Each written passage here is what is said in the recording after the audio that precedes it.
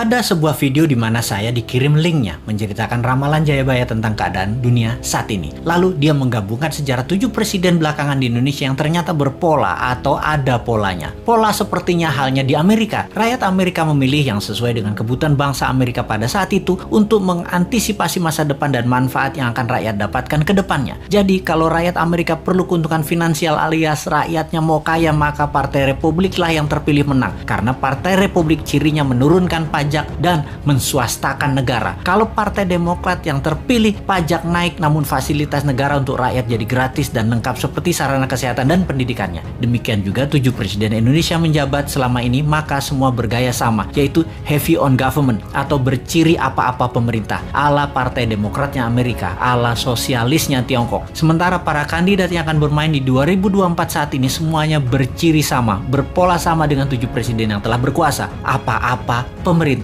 Hanya Bosman Sontoloyo yang punya konsep heavy on swasta atau menswastakan kegiatan membangun ekonomi terbesarnya dan menurunkan pajak konsepnya seperti Partai Republiknya Amerika. Untuk hal ini memang kembali ke masyarakat karena konsep menswastakan pemerintah belum pernah terjadi sebelumnya, atau mengikuti swasta terutama UKM dalam porsi besar lebih dari 80% ekonomi belum pernah terjadi sebelumnya dalam 7 pemerintahan yang telah berjalan. Selama ini memang tenaga kerja 96% diserap UKM, namun ekonomi UKM hanya 40% saja dari porsi ekonomi nasional. Sisanya adalah anggaran pemerintah dan oligarki. Sudah 7 presiden polanya ya seperti ini. Belum pernah UKM naik kekuatannya menjadi menguasai ekonomi ke 80% atau naik 100% dari sekarang, atau 2 kali lipat kekuatan ekonomi saat ini yang bisa membuat GDP per kapita naik dari $4.000 menjadi $8.000 dalam sekejap. Sungguh, kalau mau UKM menang, juga pajak turun. Ya tidak pakai siapapun yang mencalonkan di 2024 yang saat ini ada di etalase calon presiden. Tapi entah bagaimana, bangsa Indonesia apakah mau berubah atau tetap, ya belum tahu juga. Apakah efek corona yang meluluh lantakan ekonomi saat ini dan mengambiarkan kesehatan masyarakat saat ini yang dikelola oleh pemerintah yang menjabat atau oleh masyarakat masih layak menjabat ke depannya di tahun 2024? Ya terserah rakyat. Jadi kita biarkan sampai 3 tahun ke depan aja. Kita lihat di tahun 2024 akankah memilih calon dari yang ada di etalase saat ini yang berciri sama dengan 7 presiden yang lalu, atau pilih calon-calon baru yang berciri baru bahkan beda seperti ala Sontoloyo misalnya. Tentunya bukan Bosman ya, dia mah nggak pantas, orang pedagang recehan dan provokator doang bisanya. Ciri presiden yang lalu-lalu adalah kuat hutang pinjaman dari negara lain. Dulu banyaknya ke IMF, sekarang malah 2, IMF dan Tiongkok. Dan nanti kalau yang jadi salah satu dari kandidat yang ada,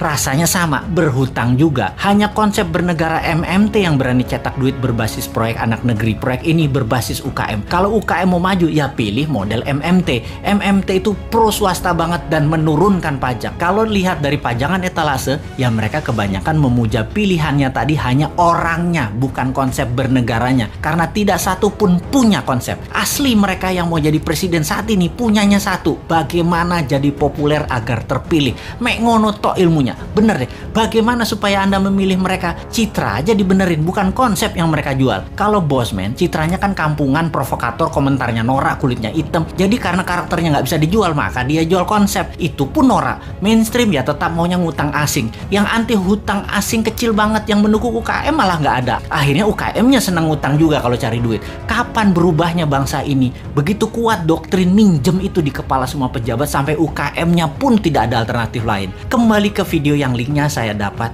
dan saya nonton, ternyata Satrio Piningit atau kesatria yang dipingit itu keluar ketika ada goro-goro atau malapetaka dahsyat menghancurkan negara dan dunia. Saat ini virus corona dianggap goro-goro. Lalu ketika goro-goro terjadi, ada kesatria yang suaranya saja muncul, wajahnya dan penampilannya dipingit tidak muncul, yaitu Bosman. Jadi kesatria yang dipingit tadi adalah kesatria yang terus-menerus memberikan arahan, solusi, dan sosoknya dipingit, diumpetin, yang penting pesannya tercapai. Lalu pola kepemimpinan nasional yang lengkap menjabat. Pak Karno itu Majapahit atau Jawa Timuran, Pak Harto itu Jawa Tengah atau Mataraman, Pak SBY itu Majapahit, Pak Jokowi itu Mataraman, dan Bosman itu Jawa Timuran Majapahit. Begitu pola penggantinya seharusnya. Abis Mataram ya Majapahit. Dan sekali lagi sahabat, kedua informasi terakhir itu lebih ngaco lagi sahabat dari MMT-nya Bosman dan pro swastanya Bosman. Wis, sekarang kita semua sing sehat, selamat, tinggikan imunitas dengan banyak guyon-guyon segar.